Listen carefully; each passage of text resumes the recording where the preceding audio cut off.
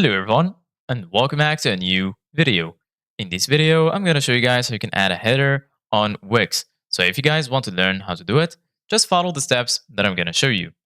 As you can see guys, I am right now on Wix.com, and this is how the homepage looks like. So right here in the top, as you can see guys, you're going to find the option to create a new site, and right next to it, you're going to find the option to create a new folder.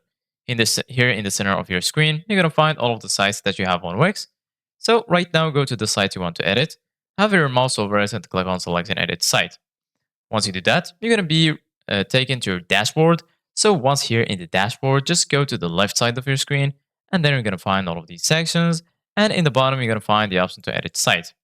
So go ahead and click on edit site, and then you're going to be redirected to this tab right here. So once here, just wait for this page to load. This is basically the Wix website editor. Once the site is loaded, this is how it will look like.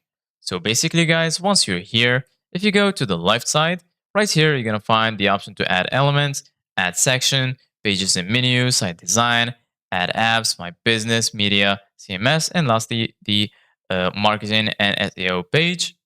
So right here, you're going to find add elements, add section, pages and menu, site design, add apps, my business, media, CMS, and lastly, marketing and SEO.